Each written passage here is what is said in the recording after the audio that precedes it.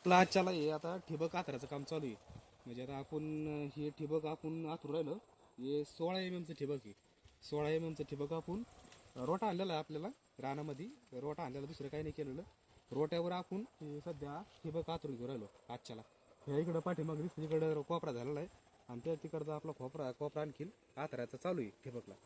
तर आपण आता याच्यात 5 फुटी अंतर ठेवलेलं आहे. दोन याच्यातलं सरीतला म्हणा किंवा दोन ठिबकमधलं अंतर आहे का, हे 5 फूट ठेवलेलं आहे आपण दुसऱ्या पिकासाठी. तर याच्यामध्ये आपण आता हे नवीन प्रयोग केलेला आहे का, आपण याच्यामध्ये दुसरं काही नाही करताना आपण फक्त रोटा आणलेला आहे. रोट्यावरच आपलं ठिबक आथराचं काम चालू आहे. तर याच्या दोन्ही ठिबकमधलं आपलं अंतर आता 5 फूट ठेवलेलं आहे आपण. आणि सध्या आपलं म्हणजे अर्ध्याच्या पुढं आपलं ठिबक आथरा झालेलं आहे. तर आता बघू आपण एक नवीन प्रयोग यंदा चालला आपल्याला पॉज करताना.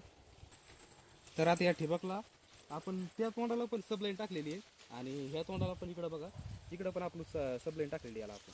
तर याच्यामध्ये आता असं आपलं एंड कॅप आपण विशेष नाही राहिला आपल्याला. त्या तोंडाला सबलाईन आणि ह्या तोंडाला सबलाईन, दोन साईडला आपलं सबलाईन आहे. त्याच्यामुळे आपलं असं होणार आहे का, आपलं पाणी जे आहे का, आता हे आपलं अंतर जास्त लांब आहे ना, त्याच्यामुळे आपण दोन्ही एका साईडने अजून खर्च वाढून आपण PVC आणून तिकडं त्या साईडला आपण PVC पाईप आणून आपण त्या साईडला आपण सबलाईन टाकलेली. त्याच्यामुळे आपलं पाणी सारखं चालणार आहे. ह्या सबलाईनला पण आपण सारखं पाणी देणार आहे आणि त्या सबलाईनला पण सारखं पाणी देणार आहे. त्याच्यामुळे त्या तोंडाला पण पाण्याची कमतरता होणार नाही आणि ह्या तोंडाला पण ठिबकच्या पाण्याची कमतरता आपल्याला होऊ द्यायची नाही. त्याच्यामुळे आपण एक्स्ट्रा खर्च करून 2 सबलाईन टाकलेल्या आहेत. आता बघू आपण काय